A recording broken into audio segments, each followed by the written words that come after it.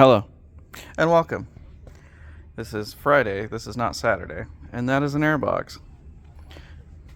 And that is my son. Anyways, what we are doing is replacing the belt tensioner. I've already started removing it. I've already burned my hand twice because I just drove about 30 minutes, and that engine is really hot. Something to note, all of my coolant pipes are really hot.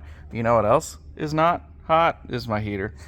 So I'm pretty sure somewhere in this amalgamation of car there is a valve that turns off the heat, but I don't think that's the case either, because it heats up eventually, right?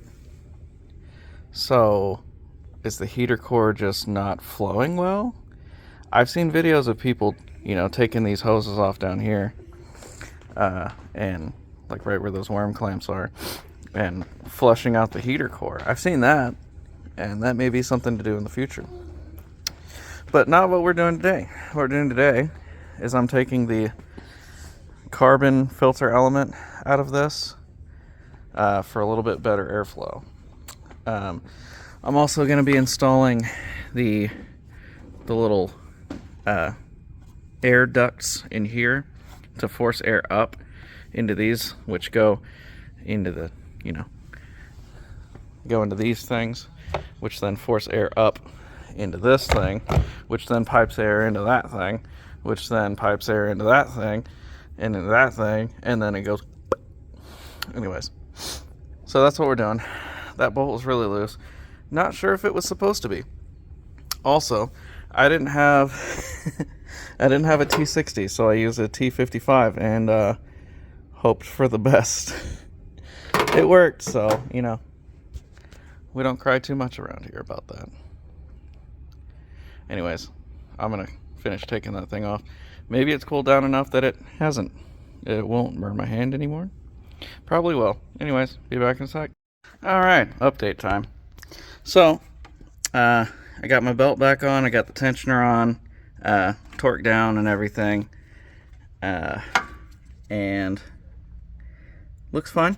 I scared myself because I didn't have the routing right and the belt looked way too long, but everywhere I looked this was the right part number, so kind of scared the crap out of myself. But anyways, before I put that back on, I'm going to go ahead and take that carbon filter out and throw her back together, and I don't know, maybe I'll fire up my 3D printer over there, and I know there's some 3D printing, I don't even know what you call them, scoops, I think. There's some scoops you can 3D print, although I'm not sure if, that's the condenser, it doesn't get hot unless you're running the AC, but I don't know if it would get hot enough to melt it or not. We'll have to look into that, but I don't think the metal ones are that cheap or that expensive anyways. I'm looking into struts. If anybody has any 150,000 mile front struts they want to get rid of for really, really cheap, I really just want to get an alignment so that my freaking hub bearing stops destroying itself. I don't want to have to keep replacing this thing. But everybody wants like $200 for their used struts. I'm like, this is ridiculous. Anyways, I'm gonna get all my extremely long screwdrivers out of here. This 3 foot long screwdriver, by the way, comes in handy for poking the belt in down there. You just got to be careful not to push too hard. You might puncture it, and that would be just the worst day. But anyways, I'm going to do the airbox stuff, and I'll be back with something, maybe. Oh, quick little... The coolant level sensor problem that I've been having. Yeah, apparently it just fell out. So, I was messing with it one day, and it wasn't, like, all the way in there, and I was worried that coolant was going to pour out if I took it out, so I kind of, got rid of it or whatever. But yeah, it turns out that it just wasn't screwed in all the way, so it fell out. So, I went ahead and put it back in, plugged it in, turned the car on. Sure enough, no coolant level warnings. Sometimes the solutions are easier than you think they are. Here we are, the wonderful land of LKQ. And I present to you a mostly together BMW 330i, 2006. And not only does it have the adaptive xenon headlights, same as mine. Looks like it may have been slightly cannibalized, but sorry, these may be I believe these are actually the halogens, but they are original equipment. No, they are the xenons. So I think I'm going to attempt to take those unless they try to charge me too much for them. There are both headlights.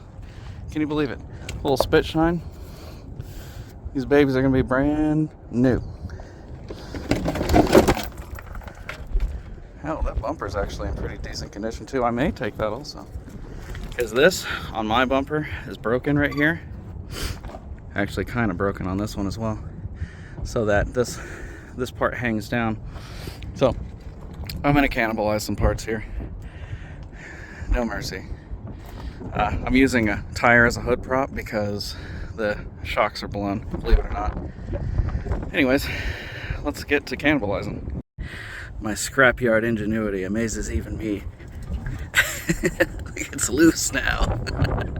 Sorry for the wind, I guess, but I got a few things. Just a few.